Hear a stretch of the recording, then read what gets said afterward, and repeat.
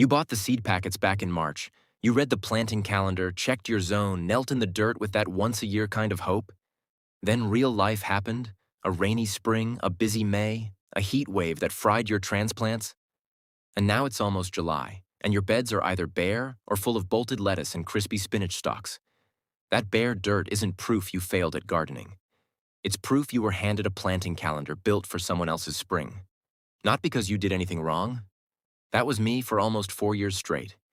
Every spring, I'd spend anywhere from $60 to over $100 on seed packets and transplants, follow the schedule to the letter, and then watch June arrive and feel like the season had already slammed shut on me. And I kept falling into the same trap, staring at empty raised beds in midsummer, telling myself, next year I'll be more on top of it. And then next year, the exact same thing happened again. But here's what no one told me, and it changed how I garden completely. The planting season most of us were taught growing up is only half the story. There's an entire second wave of vegetables that aren't just okay to plant in summer. Several of them actually grow better this way than they ever would in spring. So if you're the gardener who got busy in May, the one who lost a bed to bolted lettuce, or the one who just assumed it was too late and quietly gave up on the year, this video is for you. Today, I'm giving you exactly 12 vegetables you can still plant right now, with the real history and science behind why each one work. Before we dig in, Easy Harvest Gardens runs on one rule: more harvest for less effort. If that's the kind of gardening you want more of, hit subscribe. It genuinely helps this channel grow. And stick around, because vegetable number 9 on this list hides a secret inside its flowers every single morning that almost nobody talks about. Something is actually sleeping inside that blossom overnight, and you will not believe what happens the moment the sun comes up. Vegetable number 1. Radishes. Have you ever wanted to see something, anything, grow in your garden right now today? Radishes are the closest thing vegetable gardening has to instant gratification. The Greek historian Herodotus wrote that radishes, along with garlic and onions, were among the rations given to the laborers who built the Egyptian pyramids. A claim historians still debate, but one that points to just how long radishes have fed people on a budget. What makes them special for someone catching up late is that radishes can go from seed to harvest in as little as 21 to 30 days, making them the fastest vegetable most home gardeners will ever grow. Here's the counterintuitive part. Most people think a missed planting window means waiting for next spring, but radishes can be resown every 10 days all summer long, giving you a rolling harvest instead of one single crop. They originated in Southeast and East Asia and traveled trade routes for centuries before becoming a global staple. In Japan, the daikon radish is still central to dishes like pickled takuan. Radishes grow in nearly every U.S. A zone as an annual, prefer full sun to light afternoon shade in hot weather, loose sandy soil, and mature in 21 to 30 days. They offer little to no deer resistance, so they're often one of the first things nibbled in an unprotected bed. Nothing rebuilds garden confidence faster than a vegetable that proves itself in 3 weeks. Vegetable number 2. Cucumbers. Have you ever looked at an empty trellis in your garden and figured it was too hot, too late, and too risky to bother filling it? Cucumbers disagree. Most American gardeners don't know that cucumbers originated in India and were cultivated for at least 3,000 years before becoming a Roman obsession. The historian Pliny the Elder wrote that Emperor Tiberius wanted cucumbers available year-round. So his gardeners grew them in early greenhouse-like frames called specularia to keep up the supply even in winter. What makes cucumbers special for low-maintenance growing is that vining varieties can be trained straight up a trellis, taking up almost no ground space while producing continuously for weeks. Here's the counterintuitive part. Most gardeners think midsummer heat is too harsh to start something new. But cucumber seed actually germinates and grows best in warm soil between 70 degrees Fahrenheit and 95 degrees Fahrenheit, often outperforming a finicky early spring transplant. Cucumbers traveled the same ancient trade routes as so many vegetables on this list, eventually becoming staples of both Greek and Roman cooking. They grow in zones 4 through 11 as an annual, need full sun and fertile, well-drained soil, mature in 50 to 70 days, and deer enjoy the vines. So a simple fence pays for itself. An empty trellis in July isn't a missed opportunity. For cucumbers, it's perfect timing. Vegetable number 3. Okra. Have you ever watched every other vegetable in your garden wilt under a brutal July afternoon, while one plant in the corner looks completely unbothered? That's okra, and the heat that's wrecking everything else is exactly what it's been waiting for. Most American gardeners don't know that okra belongs to the same plant family as hibiscus, which is obvious the moment you see its showy yellow flowers with a deep maroon throat. It originated in Africa, likely in the region of Ethiopia or West Africa, and was carried to the Americas through the transatlantic slave trade, eventually becoming a cornerstone of southern U.S. and Caribbean cooking. What makes okra special for a too-late planting is that it doesn't just tolerate extreme heat, it speeds up because of it, growing faster the hotter the days get. Here's what goes against instinct. Most vegetables slow down once temperatures climb past 90 degrees Fahrenheit, but okra does the opposite, often needing daily harvesting at the peak of summer just to keep pods from getting tough. Okra's deep roots in West African foodways carried directly into the foundation of African-American Southern cuisine, where it remains essential today.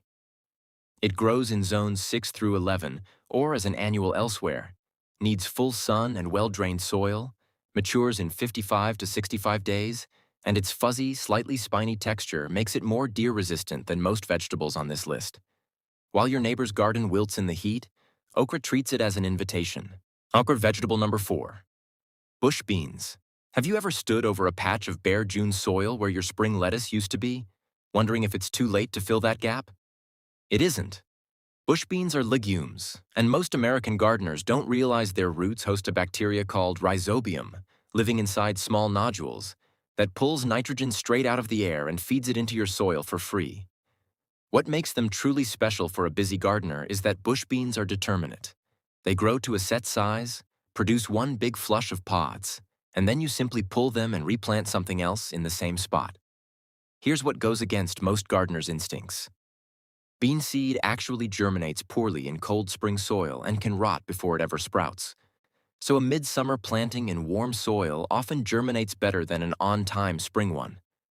Beans also sit at the heart of the Three Sisters, the companion planting system used by many indigenous peoples of North America, where beans climb corn stalks for support while feeding nitrogen to the heavy-feeding corn and squash growing beside them.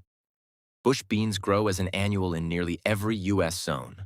Want full sun, well-drained soil with a pH around 6.0 to 7.0, soil temperatures of at least 60 degrees Fahrenheit to germinate well, and are ready to pick in about 50 to 55 days.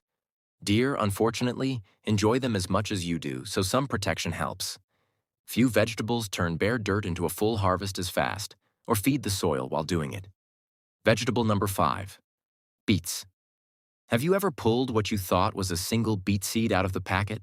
I planted it, and then watched a cluster of seedlings sprout from that one spot? That's not a mistake.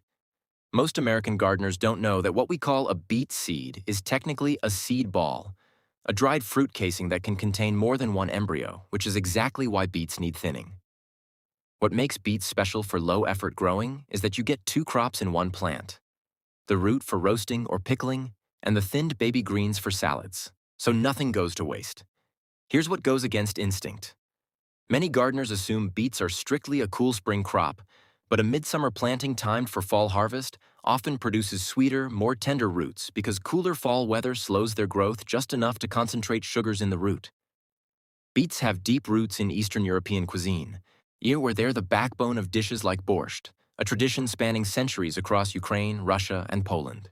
They grow in zones 2 through 10 as an annual, want full sun, loose, well-drained soil free of heavy clay, and mature in 50 to 60 days. Deer tend to leave the bitter tops alone more than most vegetables, making beets one of the more forgiving choices on this list. 1 seed packet, 2 harvests, and a built-in reason to thin instead of worry. Vegetable number 6. Carrots. Have you ever assumed carrots were a one-shot, early spring-only crop and written them off for the year? That assumption is costing you the best carrots you'll grow all season. Most American gardeners don't know that the original cultivated carrots were purple and yellow, and not orange.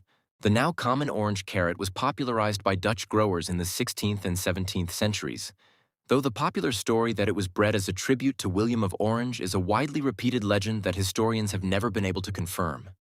What makes carrots special for a midsummer planting is timing. Carrots sown for a fall harvest, and left in the ground through a light frost, convert stored starches into sugar as a natural cold defense response, making them noticeably sweeter than a summer-grown carrot. Here's the part that goes against instinct. Most gardeners treat frost as the enemy, but for carrots, a little cold is what makes the harvest worth waiting for. Carrots trace back to the region of ancient Persia, modern-day Iran and Afghanistan, where they were first cultivated more than 1,000 years ago. They grow in zones 3 through 10 as an annual, need full sun and deep, loose, rock-free soil to grow straight, mature in 60 to 80 days, and deer happily eat the leafy tops, so fencing or row cover is worth it. A carrot pulled after the first frost tastes like a completely different vegetable than the one you grew in May. Vegetable number 7. Swiss chard. Have you ever looked at a single plant with stems in red, gold, and white, and wondered how something that colorful could also be one of the easiest vegetables you grow? Most American gardeners don't realize chard isn't actually Swiss at all. It's native to the Mediterranean, and the Swiss name was attached by 19th century botanists to distinguish it from a similar French vegetable, the cardoon. What makes chard special for people short on time is that it's cut and come again. Harvest the outer leaves and leave the center growing point intact, and the plant keeps producing fresh leaves for months. Here's what goes against instinct.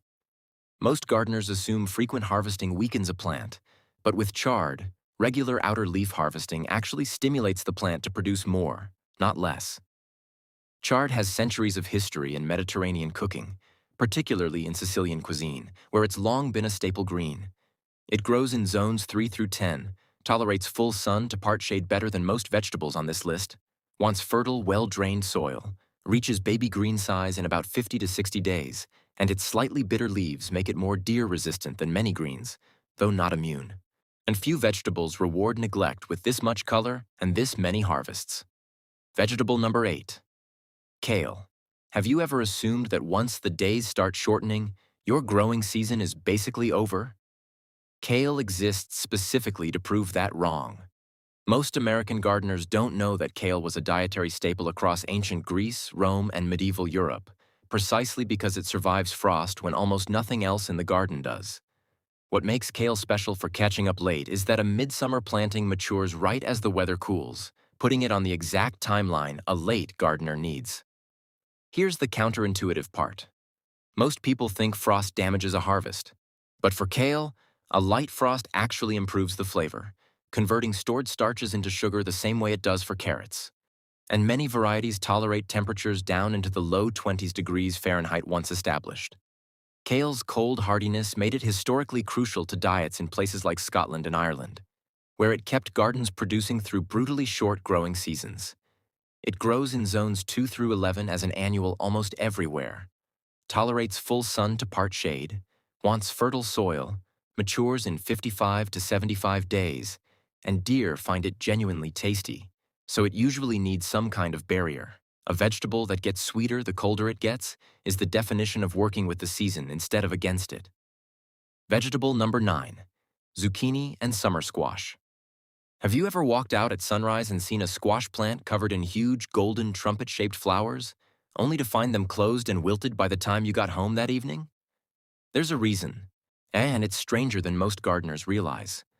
Most American gardeners don't know that squash flowers, both male and female, open once, at dawn, and close again by early afternoon, never to reopen. The entire window for pollination happens in just a few morning hours. What makes squash special for someone behind on the season is the sheer payoff to effort ratio.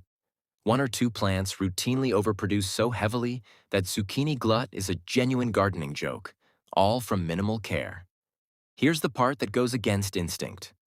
Most people assume pollination needs all-day bee activity, but squash relies on a small window and on specialist native pollinators called squash bees, in the genera Peponapis and Xenoglossa, that are active almost exclusively during that same narrow morning period.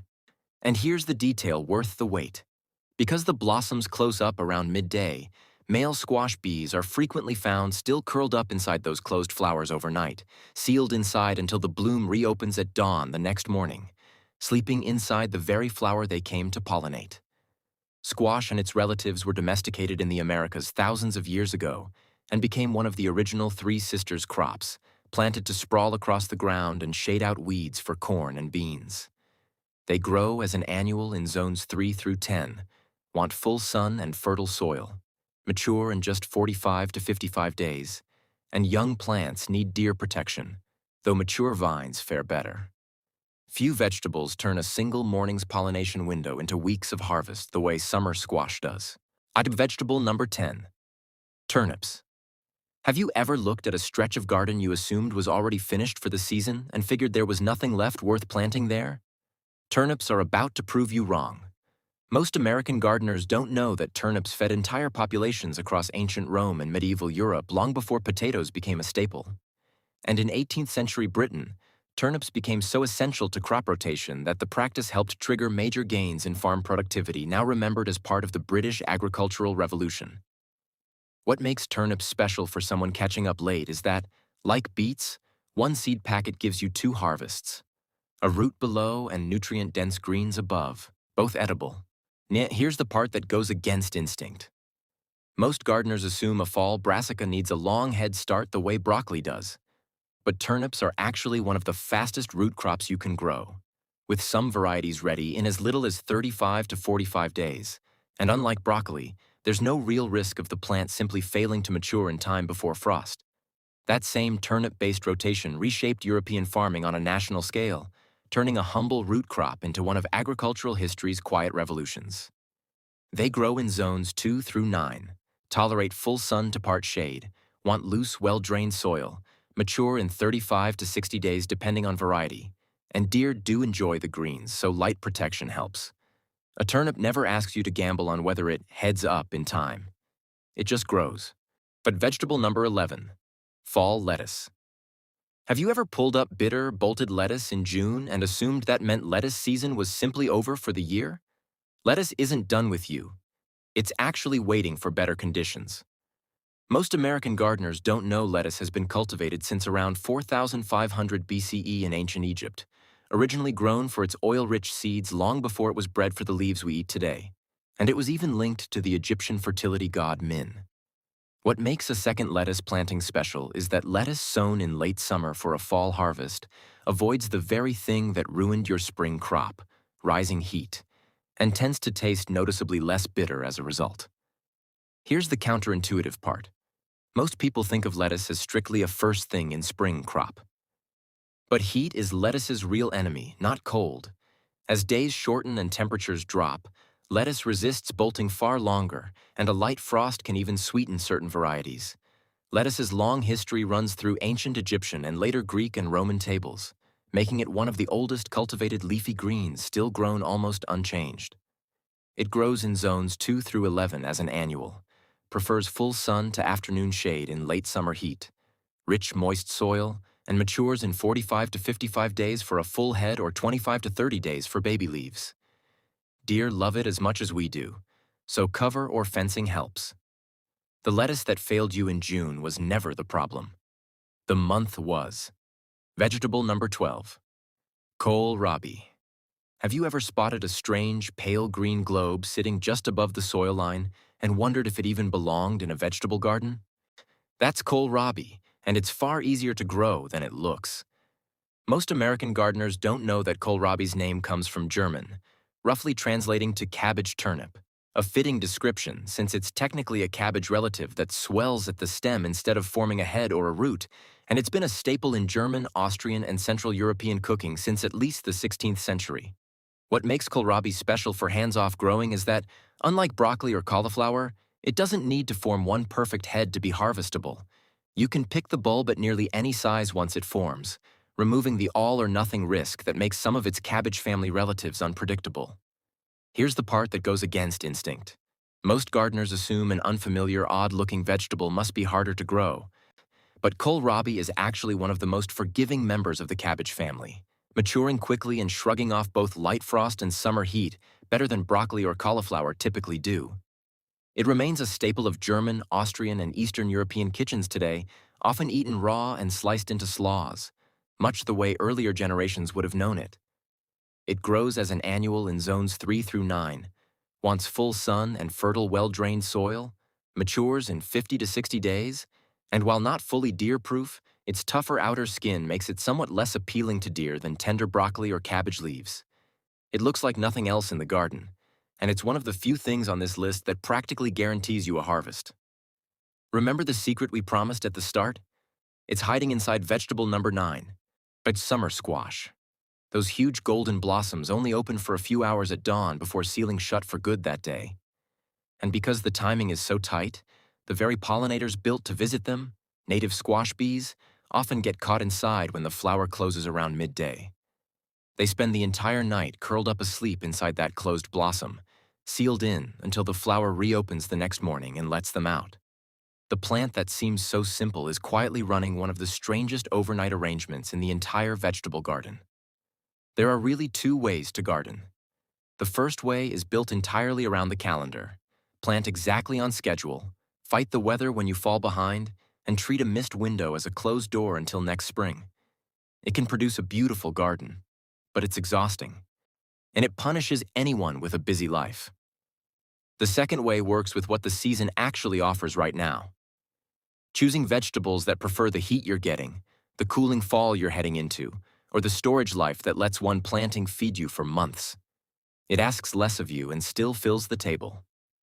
All 12 vegetables on today's list belong to that second way. June and July are still here, and every one of these 12 vegetables can still go in the ground this week. Pick one and plant it today instead of waiting for next spring. The plant does the rest of the work. All you have to do is give it the chance. And if you want more real gardening advice built around growing more with less effort, the whole reason Easy Harvest Gardens exists. Subscribe, because the next video might be exactly the fix your garden needs.